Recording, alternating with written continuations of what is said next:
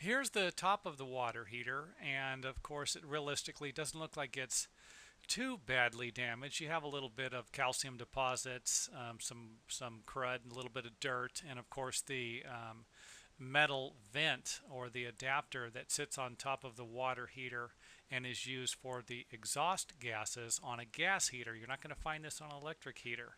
This is just going to be for gas heaters only.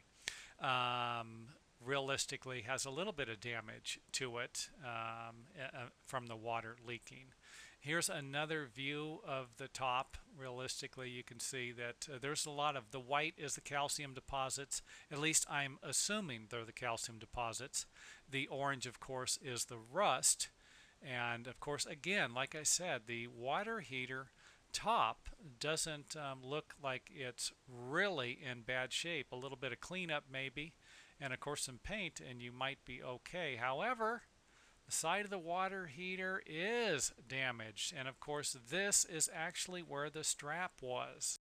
Now I've got two theories on the strap here, and of course the first one is that the water leaking from the top is going to be blocked by the strap and realistically going to remain there a little longer than if the strap wasn't there and the water was allowed to flow freely down the side of the water heater.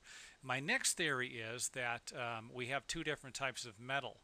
There's a good chance that the outside of the metal heater is just made out of steel, and the strap of course is made out of galvanized metal, and if these two metals realistically start to touch each other, which they wouldn't be touching if you had the layer of paint over the water heater, but once that started to corrode and rust, realistically the whole process would have sped up and started to accelerate, leaving us with this nice hole in the side here. Now realistically, would a hole like this affect the performance of the water heater? My personal opinion is no, because the water heater tank is inside of this area. Realistically, you stuck your finger in there about 3/4 of an inch, you would actually be touching the tank. This would be more of a cosmetic thing than something that would actually affect the water heater. And again, that's just my personal opinion, knowing how these babies are put together. So realistically, the extent of the water heater damage is the exterior of it. Some of it could have been cleaned. And again, I don't know, maybe something like this could be repaired. And of course, the water heater